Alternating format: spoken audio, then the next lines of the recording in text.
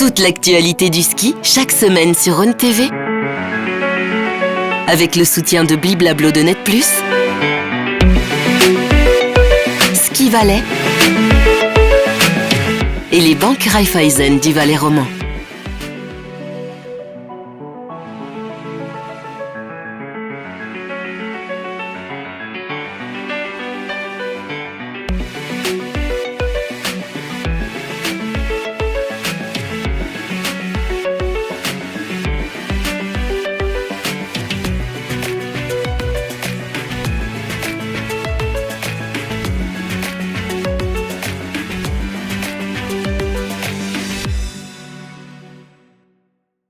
Bonsoir à toutes et à tous, on est ravis de vous retrouver pour cette 13e émission de l'après-ski. Et pour cette 13e émission, on a le plaisir d'accueillir un vainqueur du Labarorne, William Bess. Salut Wills. Bonsoir.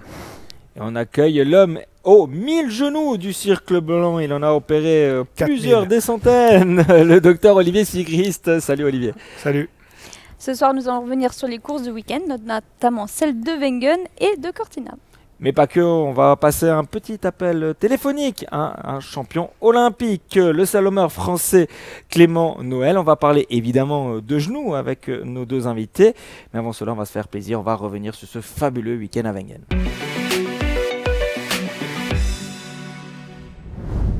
Le week-end a été une fois de plus fou pour l'équipe de Suisse à Wengen. Wills, t'étais sur place? J'avais la chance d'être sur place et c'est un week-end magnifique. On l'a vu avec la victoire de Franjo van Almen en Super G et ensuite le doublé dans la descente. Marco Odermatt à nouveau, Franjo van Almen. Franchement, Wills, c'est la grande classe. Cette équipe de Suisse, elle est imbattable. On rajoute encore Stefan Rogentin, 3e du Super G. Comment on explique que l'équipe de Suisse soit aussi forte ? Je crois que l'explication, une des grosses explications qui est, à mon avis, la meilleure, c'est qu'on a un Odermatt qui est quand même le boss. Mais au lieu de s'isoler, puis d'avoir sa petite cellule, puis de faire ça à part, avec l'équipe, il a besoin aussi de l'équipe pour pousser en avant. Les gars derrière, ils le poussent, puis lui, il les tire en avant. Donc, toute cette émulation fait que l'équipe, elle se retrouve à un moment où tout le monde profite de cette énergie et tout le monde vers l'avant. Les résultats sont là, puis on vit une année qui est exceptionnelle. C'est juste génial. Olivier, t'avais brillé devant la télé ? Oui. C'était la folie, t'as sorti le champagne et tout. Plus d'émotion avec la victoire de Justin, puisque je m'en suis occupé plusieurs fois.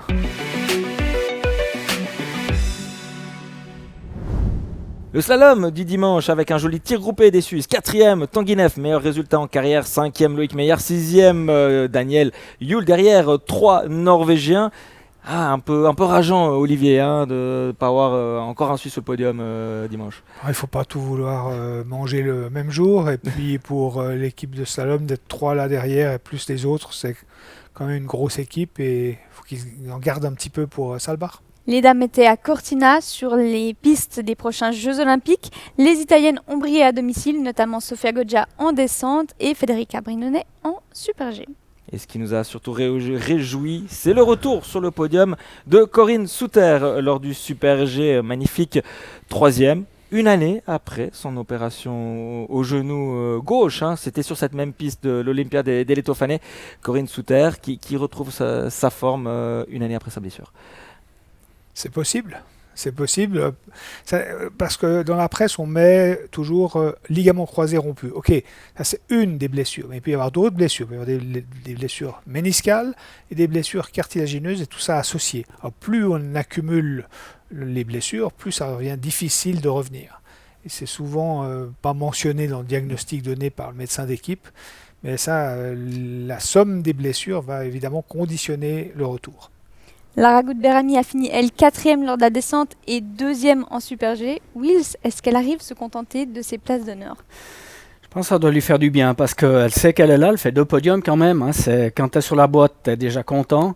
Après, je sais que pour certains athlètes qui visent très haut, c'est peut-être pas suffisant, mais on va l'attendre d'ici fin de saison et c'est sûr qu'elle va encore en claquer une ou deux. Je suis persuadé, pourquoi pas à Salbar, quoi. On va parler maintenant genoux avec toi, Olivier Sigrist, chirurgien et spécialiste de cette articulation. Tu as notamment opéré de nombreuses skieuses. On parle de Camille Rast, de Petra Vlova, des skieurs, Didier Cuche, Justin Murisier. Tu es très bien placé ainsi pour nous parler de Lindsey Vonn, 40 ans, qui revient avec un genou en titane. Est-ce vraiment conseillé ? Merci pour cette question. Ce que j'aimerais d'abord dire, c'est que toute la polémique que plein de vieilles gloires du ski font sur cette fille, j'ai envie de leur dire de quoi je me mêle. Cette athlète, qui était en tout cas une très grande athlète à son époque, veut refaire du ski. Elle a été opérée, en effet, on lui a mis une prothèse partielle sur son genou. Elle a été clairement informée par son chirurgien aux États-Unis qu'elle prenait un risque. Mais ma foi, de quoi je me mêle ? Laissons-la faire. Si elle a envie de faire ça et qu'elle a le niveau et que les cadres de l'équipe américaine trouvent qu'elle est capable de s'aligner, pourquoi pas ? Ça met un petit peu d'ambiance aussi.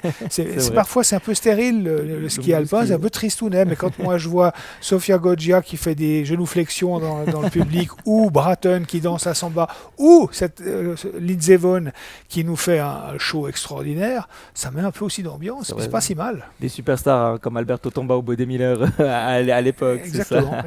Tu arrives à nous expliquer concrètement avec le genou que tu nous as apporté ici, peut-être les dangers qu'elle peut encourir en cas de chute.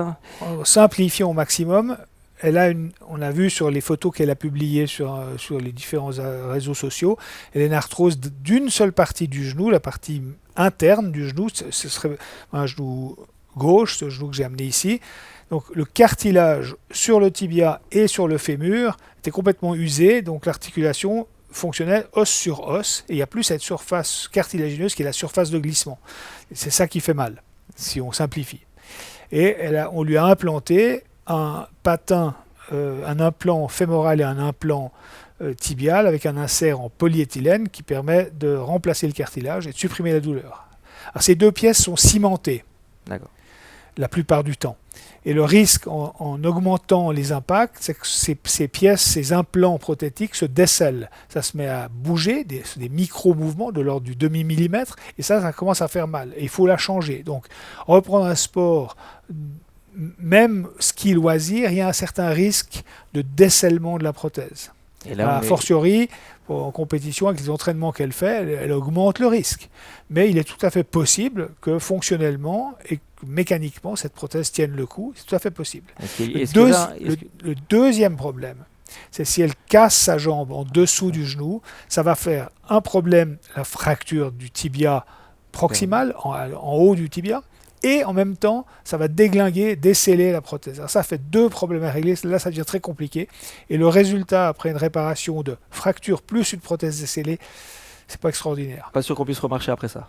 Oui, on remarche, mais on augmente le risque de douleur chronique, on augmente le risque de perdre de l'amplitude articulaire, et on risque aussi d'avoir des sensations moins bonnes qui ne permettent pas de reprendre le sport au niveau. Wills, on en parle beaucoup de Lindsey Vonn et de sa prothèse. Est-ce que ça te fait peur, notamment suite à ces deux chutes à Cortina ? Non, elle est consciente. Ce que dit Olivier, c'est exactement ça. Je suis tout à fait de son avis aussi. Je trouve que revenir, c'est courageux, mais je peux comprendre. En tant qu'athlète, quand tu as fait une carrière, tu finis ta carrière, peut-être qu'après, elle n'a pas la chance, comme beaucoup d'athlètes dont je fais partie, d'avoir un autre but, d'avoir une autre idée, d'avoir une autre orientation dans la vie. Et puis, après 3-4 ans, peut-être qu'elle va s'embêter, pour ne pas dire un autre terme. Et puis, elle va se dire, mais pourquoi je ne réessayerai pas ? Je me sens en forme, je me suis entretenu et tout. Et puis, je suis tout à fait d'accord pour dire que laissez-la montrer ce qu'elle a fait. Déjà, ce qu'elle a fait jusqu'à maintenant, chapeau. Et puis, il y en a quelques-unes qui doivent être vertes de jalousie, parce que ça fait des années qu'elles tournent. Et puis, elles n'arrivent pas à ce niveau-là. Elle revient depuis 5 ans, et puis elle est là. Elle est quasiment tout devant. Puis d'ici la fin de la saison, elle sera sur la boîte, il ne faut pas se faire d'illusions. Donc je pense que c'est une bonne chose. J'espère juste pour elle que, comme l'a dit Olivier, il n'y ait pas une grosse casse, mais sinon, c'est bien. Moi, je trouve que c'est très bien pour le sport, c'est bien. C'est pour montrer aussi que ceux qui ont un super niveau, pendant quelques années, ce niveau, il est toujours là. Donc je trouve ça top. On parle beaucoup des blessures ces temps, notamment des genoux, mais d'autres. Comment tu expliques toutes ces blessures ? Est-ce que c'est dû au matériel, au changement de planification ? Moi, j'ai une théorie, c'est ma théorie, mais je pense que certainement, il y a déjà une possibilité d'éviter tous ces incidents qui sont souvent dus à la nouvelle manière de préparer les skis. J'ai beaucoup discuté avec les servicemen à gauche, à droite, et toute l'équipe me dit la même chose maintenant avec les pistes qui sont tellement verglacées. Jusqu'à maintenant, les slalomeurs utilisaient cette technique. Ça veut dire qu'on met le ski à plat, les cars sont à la même hauteur que la semelle, ça veut dire qu'il y a tout à la même hauteur. Puis après, on fait le biais de côté, ce qui permet d'avoir un ski qui est hyper agressif. Je ne vais pas dire de mon temps, mais il y a quelques années en arrière, on faisait un tombé de car. Ça veut dire que le car, ici, on donnait un petit angle de chaque côté, ce qui enlève énormément l'agressivité du ski. C'est ce que Justin a fait, par exemple, pour la descente ici à Wengen. Et le fait d'enlever cette agressivité, ça fait que le ski, au moins de petits mouvements, moins de petits temps que tu donnes en plus, tac, il croche direct, ça lui laisse un petit peu plus de liberté. Le ski, il flotte un tout petit peu plus. Et là, je pense qu'il y a déjà une partie des accidents qui peuvent être évités. L'autre chose, je pense que la FIS pourrait faire rapidement et facilement, c'est les combinaisons. Pourquoi pas mettre des combinaisons qui sont plus perméables que celles actuellement et qui permettent à l'air de rentrer en direction du corps beaucoup plus. Voilà, ce qui freinerait l'athlète sans enlever les compétences, sans enlever le mérite. Mais par contre, au lieu d'essayer de faire tourner, de geler, etc., ce qui provoque des tensions et des pressions incroyables sur les muscles et les articulations, à ce moment-là, on enlève un petit peu de vitesse et puis je pense que ça aiderait beaucoup. Donc je ne sais pas dans quel sens ils vont aller, mais je sais qu'ils y travaillent. Olivier, est-ce qu'il y a plus de problèmes aux genoux qu'à l'époque, ces dernières saisons ? C'est clair. Depuis l'avènement des skis Carvé, c'est sûr que... Mais comme vient de l'expliquer Wills, et le fait de rendre moins efficace la carre, le ski va moins crocher. Et on a vu ce week-end l'accident du Français Grisendaner, si je prononce correctement. On voit très bien que c'est son genou droit, c'est ça. Il n'est pas à son affaire, son ski droit fait ce qu'on appelle une rotation interne, c'est-à-dire tourne vers l'intérieur du corps, comme ça, et c'est ce mouvement-là, proche de l'extension, il a le genou presque tendu, c'est ce mouvement-là qui met sous tension de façon brutale le ligament croisé antérieur qui ne résiste qu'à 200 kg. Will, on dit qu'une carrière d'athlète n'est pas réussie si on ne se fait pas une fois un genou... Oui, c'est pas génial comme terme, mais malheureusement, ça se vérifie. Quand je skiais, ça fait 30 ans en arrière, mais dans l'équipe, j'en connais qu'un qui s'est jamais fait le genou. Daniel Marer s'est jamais fait le genou, sinon on a tous passé par là. Et maintenant, c'est vrai que ça fait quand même un petit peu souci parce qu'il y a beaucoup d'accidents. Je pense quand même aussi que certains athlètes sont mieux préparés que d'autres. Certains athlètes savent mieux gérer les choses que d'autres. Il y en a qui prennent vraiment beaucoup de risques. Mais avec ce matériel qui est hyper performant, des fois, ça va trop loin et puis ça arrive à la casse. Et encore, est-ce qu'on se casse quand on est en Coupe du Monde ? À la limite, c'est presque pas trop grave, c'est embêtant. Mais quand on voit la somme de gamins en Coupe d'Europe, en course FIS qui se blessent, c'est une hécatombe. Mais ça, on n'en parle pas dans la presse. Et ça, c'est quand même un problème presque de santé publique. Parce qu'ils sont moins préparés pour tenir sur ce... C'est pas qu'ils sont moins préparés. Ils skient avec des skis du niveau de ce qui s'utilise en Coupe du Monde, en Coupe d'Europe en tout cas, mais en course FIS aussi. Et les risques sont les mêmes. Ils sont peut-être un peu moins solides parce qu'ils ont quand même fait un moins gros travail de condition physique, mais c'est une hécatombe chez les jeunes. Et pour réparer ses genoux, quelle technique, qu'est-ce qui existe ? Est-ce qu'il y a différentes techniques ? Alors le classique, c'est ce que la médecine, la science dit, c'est que sans ligament croisé antérieur, on n'a pas une bonne stabilité du genou. Or, sur des réceptions de saut, des appuis à 120, 130, 140, il faut avoir un genou stable. Alors, le ligament participe à la stabilité. C'est clair que la musculature stabilise le genou, mais le ligament a une part très importante dans la stabilité. Alors, on dit aujourd'hui qu'il est préférable de reconstruire un ligament croisé antérieur rompu, et quand même l'histoire le montre. Alors, il y a bien sûr, comme dans toute règle, des exceptions qui confirment la règle, et il y a des gens qui n'ont pas été opérés. Alors, mais il y a des ruptures partielles ou particulières. On parlait de Carlo Janka. Johanna Helen. Mais j'ai pas vu ce qui est arrivé à Johanna Helen, Carlo Janka non plus, mais je me souviens de Sylviane Berthaud, son premier genou, c'est une désinsertion du ligament, c'est pas l'explosion du ligament. Alors ce ligament désinséré, on peut lui donner une chance de cicatriser, c'est ce ce qui avait bien marché avec Sylviane, et probablement que pour Carlo Ianca, c'était la même chose. Maintenant, Johanna Hélène, je sais qu'elle a des genoux qui ont un jeu tout à fait anormal. Elle arrive à le compenser. Je ne suis pas sûr qu'elle soit au mieux de ses performances avec les genoux qu'elle a. Mais elle n'a pas envie de se faire opérer, c'est son droit.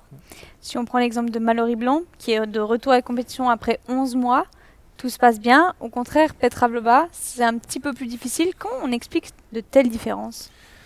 Comme je vous l'ai dit au début, on nous donne une information sommaire, ligament croisé antérieur, ou les croisés, ce qui veut strictement rien dire. Alors la plupart du temps, c'est quasiment tout le temps le croisé antérieur qui est rompu à ski, mais parfois sont associées d'autres lésions à la rupture. Il y a des lésions de cartilage, des lésions de ménisque, puis tout ça, ça complique. Plusieurs lésions, c'est pas une seule lésion. Alors, en l'occurrence, Mallory avait une rupture de son ligament croisé antérieur, un ménisque déchiré qui a été suturé. C'est une fille elle me l'a démontré, énormément de volonté, très assidue, et qui a travaillé, je crois, énormément en conditions physiques. D'abord en physiothérapie avec sa tante, qui a fait un excellent boulot, et après en conditions physiques, elle a travaillé énormément. Puis elle a un peu de chance. Et puis, elle n'a pas de lésion cartilagineuse, ce qui fait qu'elle a un genou qui a récupéré assez bien. Petra Vlhova, elle a 15 ans de compétition derrière, ou bien 10 ans de Coupe du Monde derrière elle. Elle a un genou cartilagineux déjà en mauvais état. L'accident qu'elle a eu, elle a rompu son ligament croisé antérieur, mais elle a explosé son ménisque latéral, celui qui est de côté. Donc c'était un ménisque qui n'était pas réparable, donc ça fait un amortisseur en moins. Cartilage abîmé plus un amortisseur en moins, ça gonfle. Et ça fait un peu mal, mais surtout chez elle ça gonfle et ça a retardé dans sa préparation durant l'été et elle se sentait pas bien et le genou a beaucoup gonflé. On a appliqué des traitements non chirurgicaux pour essayer de calmer ce gonflement. C'est en train de s'améliorer et on va voir. Mais pas suffisant pour aller au championnat du monde. Elle a annoncé ce lundi qu'elle ne serait pas présente.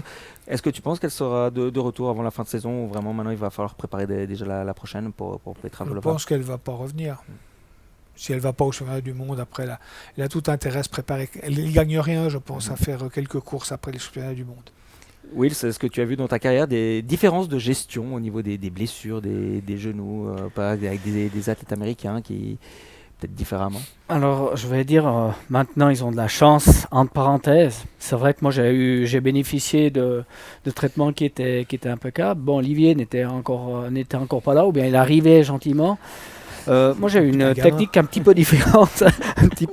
On m'a pris le ligament de côté pour compenser celui que j'avais cassé. Mais comme le dit aussi Olivier, j'ai eu de la chance dans mon malheur parce que moi, c'était une tension quand j'atterris. Je ne voyais pas le sol. Quand j'atterris avec la jambe tendue. Ça veut dire que j'ai eu que le ligament qui a été sectionné, fini. Donc, ça a été une coupure nette finie. J'ai pas eu j'ai rien eu d'autre. Donc, pour moi, ça a été vite, ça a été bien. J'ai de la chance, j'ai quasiment jamais eu de douleur. Ça commence gentiment maintenant, mais ça, j'ai vraiment un chanceux parce que, comme l'a dit Olivier, cette coupure que j'ai eue, c'était net, c'était propre, il n'y avait rien d'autre. Tu as eu un bon chirurgien, parce que je le connaissais très bien, c'était un de mes aînés, et j'ai participé à des cours qu'il donnait lui, c'était un chirurgien à Berne. Je te l'oublie, ouais, il a été top. Et qui était à l'époque un très bon chirurgien du genou. Voilà. C'est ce qu'il existe des polémiques des fois dans la réparation de Non. Le ligament, c'est assez sophistiqué, le ligament naturel, et nous on compense ça par un petite bandelette de tendon rigide qui n'a pas la forme en sablier qu'un vrai ligament, mais un truc un peu rigide, c'est du tendon qu'on met à travers le genou. Il faut le mettre au bon endroit. C'est ça qui conditionne le résultat. Après, il y a différentes greffes. On peut prendre du tendon rotulien, on peut prendre du tendon du quadriceps, on peut prendre du fascia lata de côté, on peut prendre des ischio-jambiers aussi sur la face interne. On parle parfois d'allogreffe. Alors, on a 4 autogreffes qui sont toutes bien, avec chacune leurs défauts spécifiques, mais il n'y a pas une greffe qui est meilleure que l'autre. Il y a des savants qui disent oui, quand on prend les ischio-jambiers, le genou flotte à l'entrée du virage.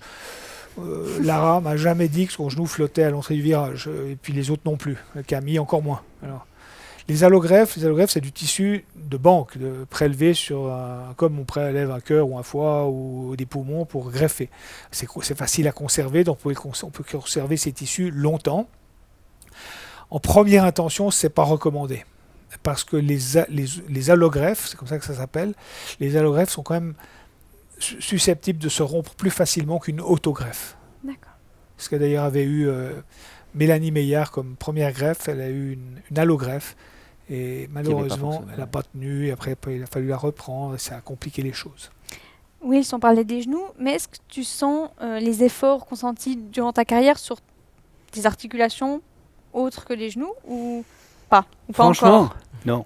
Franchement, j'ai beaucoup de chance. Je pense aussi que physiquement, on était pas mal, voire même bien. Donc, on a pu musculairement préserver beaucoup les articulations.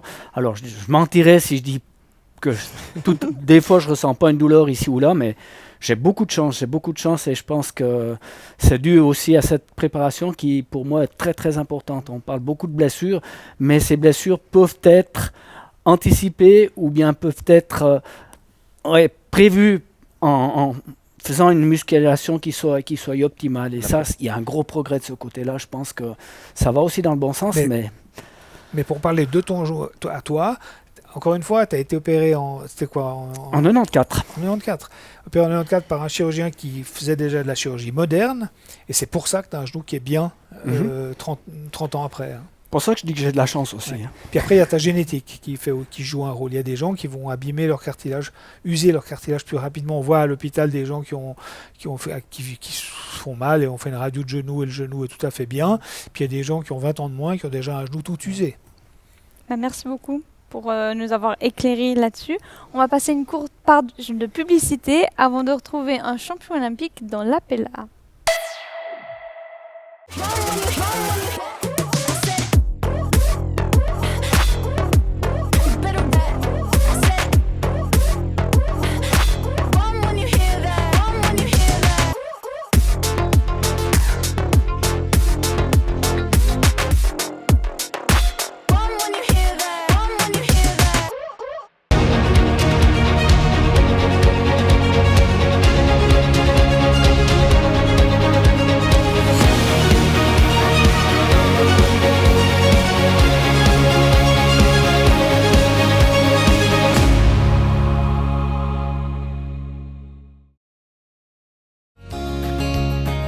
Vivez local, banquet local.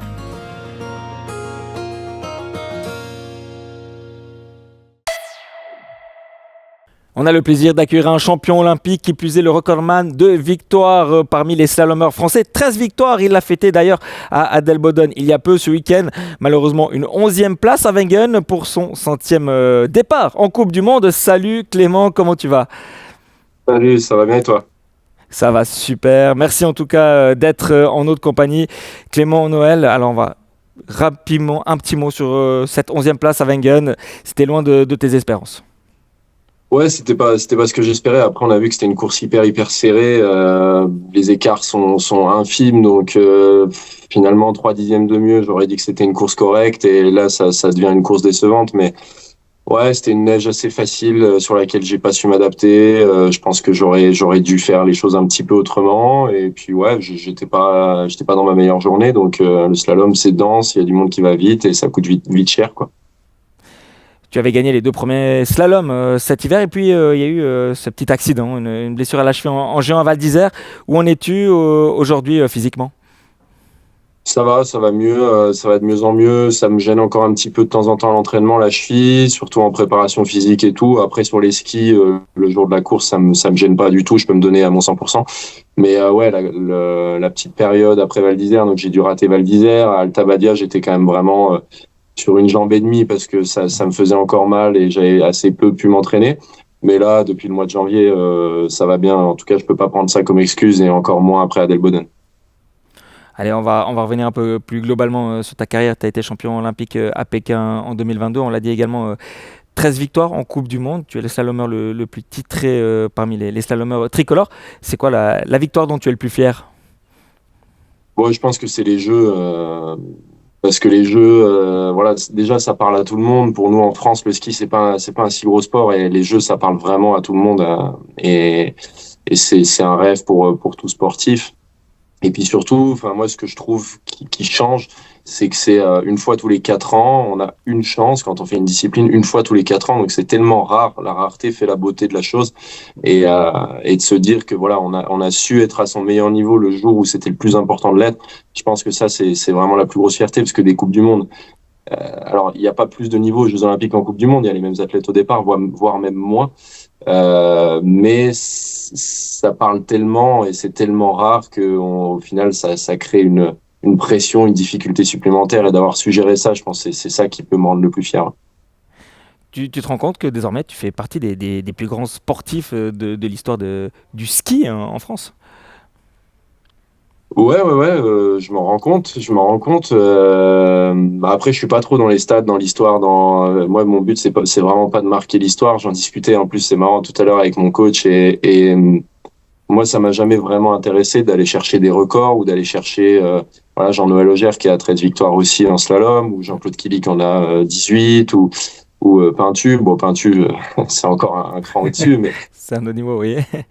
Ça m'a jamais intéressé. Moi, ce que j'aime, c'est faire la course, et c'est gagner des courses, c'est vivre des grosses émotions, c'est sur le moment, quoi. J'ai toujours été très sur le moment présent, et en tout cas, ce qui est sûr, c'est que le jour où j'arrêterai ma carrière, je pourrai être fier de ma carrière, parce qu'elle sera belle quoi qu'il arrive. À partir de maintenant, je sais que j'ai fait des belles choses, et j'ai gagné des belles courses, et j'ai vécu des belles émotions. Donc à partir de là, je serai heureux de ma carrière quand j'arrêterai, peu importe si je bats des records ou pas, quoi. Mais évidemment, il y a cette question qui revient tout le temps, je pense, chez les collègues journalistes français. Allez, ce petit globe et cette médaille mondiale. Bah, il manque toujours des choses pour que ce soit complet et pour que ce soit parfait. Après, si c'était facile, ça aurait moins de saveur. Donc, ouais, le globe, j'en ai été très proche. Trois fois deuxième. 3 fois deuxième, hein, tu termines au classement du slalom. Ouais, dont une fois à 2 points. Ce qui était vraiment peu. Maintenant, voilà, le globe, c'est une histoire de régularité, et j'ai jamais été le skieur le plus régulier. Donc, c'est pas ma marque de fabrique. Après, si j'arrive à gagner un globe un jour, ce sera tout en restant dans ce que je suis, c'est-à-dire essayer de skier vite et de gagner des courses. Si ça passe, tant mieux. Si ça passe pas, tant pis. Et on verra ce que ça donne. Après, la médaille mondiale, par contre, ouais, ça me fait quand même rêver, parce que c'est pareil que les jeux, c'est la rareté et c'est l'importance de la course en elle-même, la course d'un jour. Ça, c'est beau. Pour l'instant, les mondiaux, j'ai jamais été trop mauvais, mais j'ai jamais été trop bon non plus. Donc, ouais, ça, c'est un gros objectif. Le globe, j'ai envie de dire, c'est presque pas forcément un objectif. En fait, si je fais mon boulot, et si je fais mon meilleur ski toute l'année, et si je l'ai à la fin, tant mieux, et ce sera un gros accomplissement. Mais c'est pas ce que je regarde en premier. Justement, le slalom des championnats du monde, ça sera dans un peu moins d'un mois à Saalbach. Tu t'entraînes en Autriche, en Suisse, en France, un peu partout. D'ailleurs, on dit en Suisse. Tu étais à Arola la semaine dernière avec l'équipe de Suisse. Comment ça s'est passé? Tu as trouvé des bonnes conditions par chez nous? Ouais, c'était parfait. On était déjà venu l'année dernière, et on est revenu parce que l'année dernière c'était top, et c'était encore une fois top cette année. Belle piste, belle préparation de piste, puis c'est un endroit assez magique, au fond d'une vallée avec des belles montagnes autour. On était vraiment au calme pour s'entraîner, c'était parfait. Ah, t'es seul au monde là-bas. Ouais, on est seul au monde là-bas, et on aime bien s'entraîner aussi de temps en temps avec l'équipe suisse. Il y a une bonne entente entre l'équipe de France et l'équipe de Suisse. C'est une équipe qui est forte, avec qui on aime bien s'entraîner et puis rigoler, donc c'était cool. Ouais. C'est là vous avez un petit créneau, hein, parce que c'est la seule discipline, le slalom, où les Suisses ils dominent pas les autres nations. Ouais, bon, après on a les Norvégiens, donc effectivement. Donc on fait chacun sa famille. Ouais, il y a de quoi faire déjà. Super, merci Clément, hein, on te souhaite tout de bon, hein, pour les épreuves en Autriche ce week-end, dimanche à Kitzbühel, mardi prochain le fameux slalom, la night race de Schladming avant les championnats du monde évidemment. Tu es le bienvenu, hein, la prochaine fois sur notre plateau quand tu te retrouves à nouveau à Arola. Et de notre côté, on va poursuivre notre émission avec nos deux invités. On va parler un petit peu de freeride et de genoux.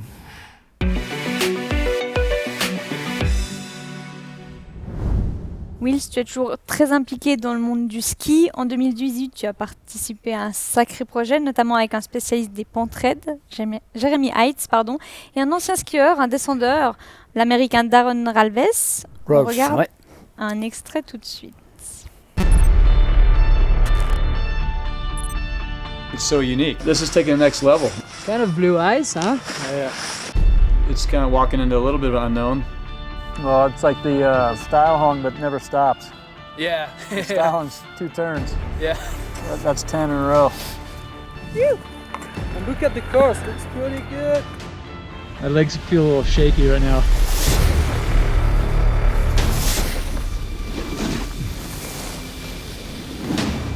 Hey Jeremy, there's there at the bottom. Go crush it.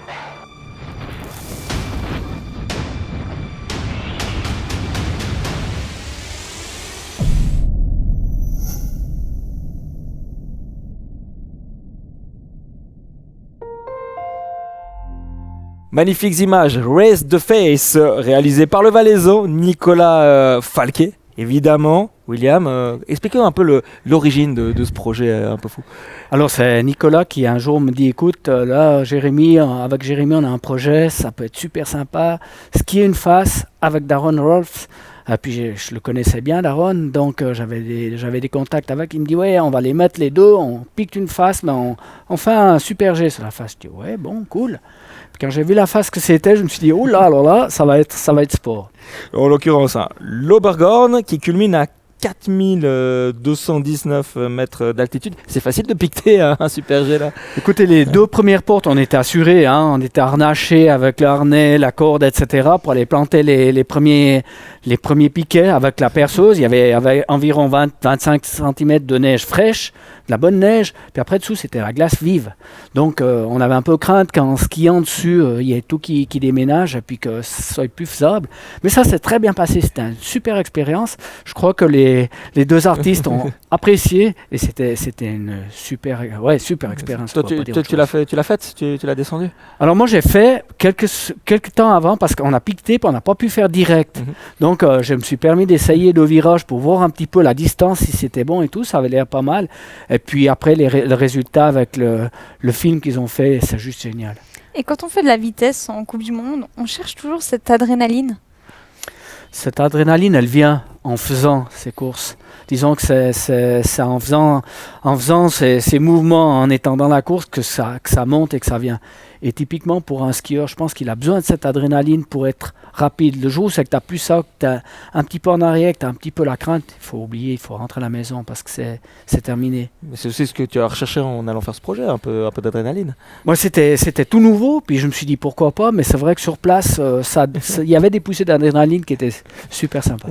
Et toi, Olivier, maintenant étant en Valais, est-ce que tu cherches cette adrénaline? Est-ce que tu aimerais aller skier le Bec des Roses, par exemple? Alors, pas du tout. Non, c'est plus de mon âge, et puis même avant, je crois pas que... Non. Est-ce qu'il y a une sorte d'adrénaline, par exemple, lors des opérations? C'est sûr que la chirurgie, c'est un métier qui est stressant. Et la veille d'un jour opératoire, on va se coucher pas trop tard. Tous mes collègues, tous mes amis qui font le même métier que moi, on a tous vécu la même chose. On le sait, la veille d'une journée opératoire, d'un gros programme opératoire, on le sent. Il y a une sorte de le dimanche soir, quand on opère le lundi, quand on rentre du ski, par exemple, le dimanche soir, tout d'un coup, vers 17h, 18h, ça fait clic dans la tête. Et on sait que le lendemain, oui. C'est comme un sportif d'élite. C'est un peu normal. On va ouvrir des gens le lendemain, et c'est pas anodin d'ouvrir des gens tous les jours de sa vie. Wills, tu es toujours dans le monde du ski, tu es avec Ski Valais actuellement, dirigeant. Quand on aime, on ne le compte pas, c'est important pour toi de rester dans ce milieu du ski. J'ai eu cette opportunité, on m'a donné la possibilité de participer pour essayer de faire avancer les choses. C'est ça mon leitmotiv, c'est d'essayer de donner aux jeunes la chance de pouvoir exercer ce sport. J'ai eu cette chance et j'essaie par ce biais-là de redonner un peu. On essaie de voir ce qu'on peut trouver comme solution pour que le ski ne soit pas un sport qui soit dédié à une certaine élite, à une certaine classe de personnes qui sont aisées, mais un peu à tout le monde. C'est pas facile, c'est pour ça que les sponsors nous aident beaucoup. Et on avance dans le bon sens. Il nous faut encore un petit peu de temps. Là, je pense qu'on est en train de remettre sur pied une base qui est plus solide. Et puis on peut aller vers l'avenir de nouveau avec beaucoup de confiance. Et puis tu es encore présent, hein, tu étais à ce week-end typiquement à Wengen, tu suis les courses. Clin d'œil du destin, le cousin Justin Murisier qui remporte la descente, sa première victoire en Coupe du Monde à Beaver Creek, à quelques kilomètres seulement de Vail où tu avais gagné ta dernière descente, 30 ans, il y a 30 ans de différence, c'était un beau moment ça. Ça m'a fait un petit passement au cœur. Je me suis dit, c'est vraiment cool. C'est un petit clin d'œil du destin pour dire, voilà, il y a un autre bagnard qui peut être plus vite que tout le monde dans ce coin de paradis, on va dire, parce que pour skier, c'est vraiment un super coin. Et puis, ça m'a fait vraiment plaisir pour Justin. Il a beaucoup régaté, il a été jusqu'au bout. Et puis là, il est récompensé enfin. Et ça, chapeau, parce que de mon côté, à son âge, j'avais déjà arrêté. Donc, c'est là que tu te dis, maintenant, les coureurs, ils ont la possibilité d'aller un petit peu plus loin que ce qu'on faisait avant, parce que la préparation est la meilleure, ils ont un meilleur mental, il y a tout qui fait qu'ils peuvent aller un petit peu plus longtemps dans leur carrière. Ouais. Olivier, toi aussi, je pense que tu as vécu des émotions en voyant Justin, toi qui l'as opéré à plusieurs reprises. Est-ce que tu as des nouvelles de temps en temps ? Oui et non. Non. Si ça va bien, pas de nouvelles. Émotion, c'est sûr. On me tire les larmes chaque fois que je les vois. Là, Justin, c'est sûr que c'était superbe parce que avec tous les déboires qu'il a eu, d'arriver à gagner une descente difficile, c'est pas une des plus faciles. C'est fantastique et on est tous très heureux pour lui. Et Mallory aussi, Camille aussi, c'est sûr que ça fait plaisir de les voir tout d'un coup émerger. Camille maintenant elle est au tout haut niveau, Lara elle y est depuis un moment, mais ça me fait toujours, ça fait toujours quelque chose parce que c'est quand même une partie de moi c'est une partie que je vis quoi. C'est normal en les connaissant un peu.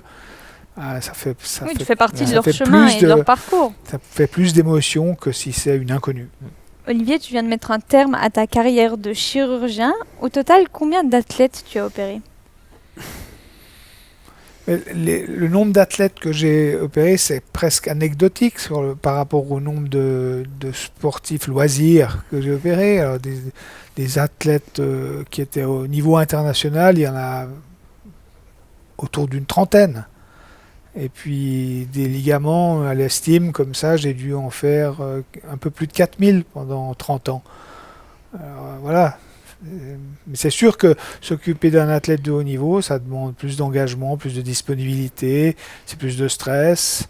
La toute première que j'avais opérée, c'est Sylviane Berthaud. Et après, c'est Didier Cuche. Didier ici. Et Didier Cuche, sa consultation a duré 2 heures de temps. Il voulait tout savoir. C'était très précis, très gentil, très sympa. Et puis, à la fin de 2 heures de consultation, en général, ça nous prend 20 minutes, une demi-heure, là, 2 heures, il dit, bon, je vais aller en voir un autre. Bon, fais comme tu veux, voir un autre. Il est allé voir le tien. Et puis, voilà, quelques jours après, j'avais un bon pressentiment, moi, puis j'étais optimiste, puis ma foi, c'est comme ça, hein, c'est le jeu. Puis, non, c'est plus simple avec toi, voilà. Le feeling passait mieux, et puis peut-être j'en sais rien, et puis ça s'est très bien passé avec Didier, mais c'est sûr que moi j'étais plein d'adrénaline le matin. C'est comme si tu descendais la Streif. Et c'était assez amusant parce que il a fait une conférence de presse, je me souviens, à Chamonix, en disant qu'il allait se faire opérer dans la clinique du professeur Cyrus. Alors, 1, j'ai pas de clinique, 2, je suis pas professeur, et j'ai plein de copains qui m'ont appelé pour se moquer de moi, évidemment. Puis après, le téléphone s'est mis à chauffer toute la soirée à cause des appels des journalistes. C'était incroyable. Jusqu'à minuit, 1h du matin, des téléphones pour avoir... C'est incroyable. Ça, j'avais jamais vécu. Avec Sylviane, avec le ski féminin, c'est quand même plus discret. Ouais. Alors, avec lui, c'était incroyable. Et après, avec Didier Defago, la même chose. Mais j'étais rodé, là. Ouais. Mais c'est ce qui a un peu lancé ta carrière de chirurgien des skieurs, entre guillemets, cette opération de Didier Cuche. Non, avant j'en ai opéré plein des petits jeunes inconnus, mais les stars ils vont pas forcément chez le médecin officiel de l'équipe suisse de ski, qui est pas forcément un spécialiste de la chirurgie du genou. Alors les petits ils sont obligés d'y aller, puis les grands quand ils ont le choix. Et à l'époque, par exemple chez vous, chez les garçons, vous étiez très bien orientés par le médecin chef des médecins pour les hommes. Et maintenant, les filles en Coupe du Monde, elles ont toutes un parcours de traumatologie, elles ont toutes des bonnes adresses. Dominique Guizine, Michel Guizine, elles ont un très bon chirurgien à Bâle, et en effet, c'est un très bon collègue, il n'y a pas de problème. Voilà. Le ski t'a toujours intéressé ? Oui, c'est une longue histoire d'enfance, avec les vacances à la montagne, les vacances dans l'Entremont, ce milieu de la montagne, de la haute montagne, de l'alpinisme, du ski. Et j'ai eu la chance, comme tous les petits Suisses, j'ai regardé les courses comme on regardait beaucoup plus à l'époque que maintenant, en sortant du collège, on se dépêchait le samedi à midi pour vite rentrer à la maison et voir la course de ski à la télé, en habitant à Genève, bien évidemment. Et j'ai eu la chance, à l'hôpital universitaire à Genève, d'avoir un chef qui s'appelle Daniel Fritschi, qui était un des médecins de l'équipe suisse de ski, côté dames. Et un jour, il a dit, toi, tu es assez grand, tu commences à savoir quelque chose, je vais te prendre dans cette équipe médicale. Je lui ai fait la scie pendant plusieurs années, t'as pas une place. Cette place est venue, puis c'est fantastique de rentrer dans ce milieu-là, autrement j'aurais jamais eu accès au sport de haut niveau. J'ai eu accès par, mon métier, deux, quelqu'un qui était dedans et qui m'a fait rentrer là-dedans. Et après, c'est sûr que de fil en aiguille, on connaît les gens, et Didier, je l'ai connu pas quand il était star, je l'ai connu quand... Patrice de Morisot me téléphone. Ah, salut, j'ai un petit gars là qui est pas mal en Coupe d'Europe, mais il s'est fait mal, tu veux pas le voir? Le petit gars, c'était Didier Cuche. Alors, voilà. Après, 2 ans après, ou peut-être un an, je sais plus, 2 ans après, téléphone de Didier, je suis en Nouvelle-Zélande, je me suis cassé la jambe, je rentre à Genève, tu m'opères. Bon, bah oui, alors, je vais réparer sa jambe cassée. Il était déjà en Coupe du Monde, là, mais il était encore dans les jeunes. Puis quand il se casse le genou, je l'ai soigné 2 fois, ça s'est bien passé. Ben voilà, ça vient pas tout seul. Il faut beaucoup. J'ai passé du relationnel. J'ai passé 10 ans à assister les filles en Coupe du Monde et en Coupe d'Europe avant d'être d'abord suffisamment formé pour prendre en charge la chirurgie. Mais pendant 10 ans, je référais à mon supérieur. Ouais. Et puis il faut se faire connaître, il faut instaurer un climat de confiance, et ça prend du temps, et ça vient pas tout seul.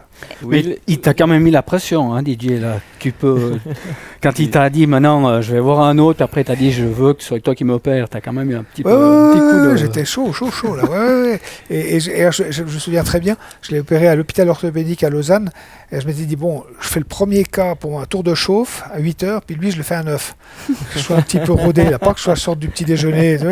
Et là je me souviens très bien, et j'ai encore des images de son, je crois, sur un CD que j'avais enregistré. Mais bon, une chose intéressante avec tous ces garçons et ces filles de haut niveau, c'est des vrais pros. Et on va me dire, ouais, mais Lara, elle a le caractère qu'elle a, elle est comme elle est. Mais Lara, moi, quand elle vient en face de moi, elle dit, j'ai ça, toi, t'es le chirurgien, moi, je fais du ski, je vais pas te demander comment je dois skier, mais toi, je te dis pas comment tu dois m'opérer, mais débrouille-toi pour que ça marche. Et après, elle fait, et ils font tous, plus ou moins, mais ils sont très respectueux du boulot qu'on a fait. Parce que ce sont des professionnels. Et souvent, avec les plus jeunes, c'est pas comme ça. Les plus jeunes, il y a les parents derrière, mais quand est-ce qu'on peut les remettre sur les skis? Ils n'ont pas encore compris que c'était sérieux. Les pros, là, en Coupe du Monde, ils ont compris que c'était sérieux, c'est leur gagne-pain, c'est leur vie, c'est leur métier, et ils respectent celui qui leur parle de son métier. S'il y a un athlète qui t'a marqué durant toute ta carrière de chirurgien, qui ce serait? Celui qui t'a le plus marqué? C'est comme ça, je peux pas répondre. Non, c'est tous, toutes et tous sont des personnalités, et moi je les aime bien. D'abord, ils m'ont fait confiance, puis c'est extrêmement flatteur, c'est extrêmement gratifiant, puis c'est chaque fois des individualités riches, intéressantes, particulières. Ils font le même sport, ils ont les mêmes buts, mais pour finir, c'est chaque fois des approches différentes. C'est un peu pour être... Non, un qui me marque par sa volonté, c'est Justin.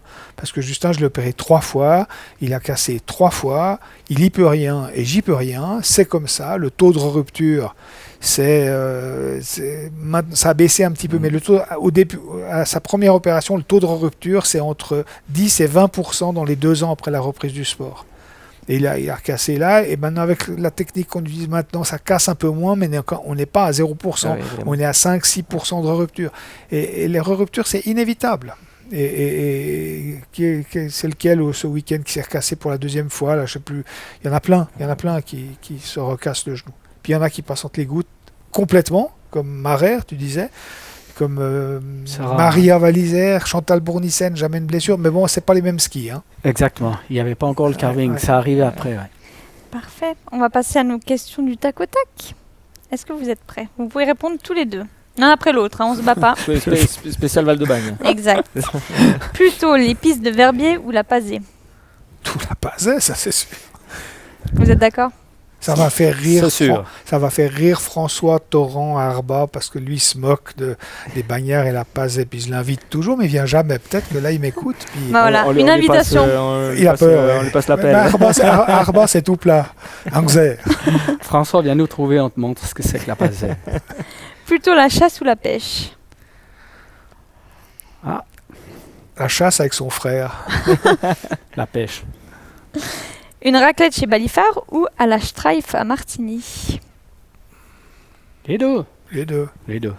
Un jour l'un, un jour l'autre. Voilà, pas de jaloux. Plutôt Nouvel An sur la place à Verbier ou au chalet en famille? Au chalet. C'est clair. Trop de monde à Verbier. C'est Non, pas... mais c'est... Non. C'est pas. On est bien mieux à la co. Ça sûr, à la maison en famille, c'est top. Et Johan, tu as une dernière question? Ouais, Olivier, alors selon nos informations, depuis ta retraite, tu t'es mis à la viticulture. Tu fais ton vin. Elle arrive quand ta première cuvée? Je fais pas mon vin. D'abord, j'ai l'impression que je suis pas très doué parce que la vigneronne qui m'enseigne, elle s'arrache les crins parce que je comprends pas tout ce que. En fait, ça me stresse. Elle me dit il faut faire ci, il faut faire ça. Puis j'ai tellement peur de tout saccager puis qu'il n'y a pas de raisin qui pousse et elle c'est son gagne-pain. Alors je suis tout stressé. Non, mais j'ai décidé de m'occuper d'un parchet de vigne qui nous appartient et qui est exploité par cette vigneronne. Mais moi j'ai un petit bout dont je vais m'occuper pour apprendre à faire autre chose, parce qu'il faut trouver quelques occupations quand on arrête de bosser. C'est pour tous les métiers d'ailleurs, c'est assez bizarre. Il y aura une cuvée Séchrist C'est du Gamay vieille vigne de Branson. On se réjouit de goûter. Oui. On arrive au terme de cette émission. C'était super d'avoir discuté avec vous, messieurs. C'était très très intéressant. Et on vous souhaite une belle suite de saison. Quant à nous, on se retrouve la semaine prochaine, même endroit, même heure.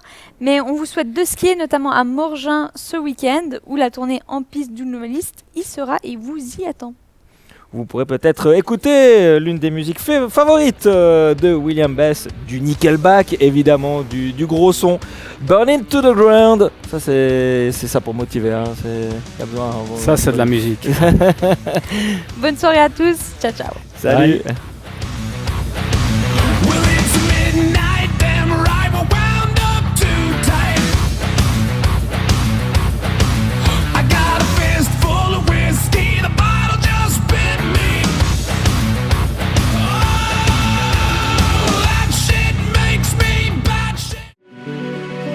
Toute l'actualité du ski, chaque semaine sur Rhône TV.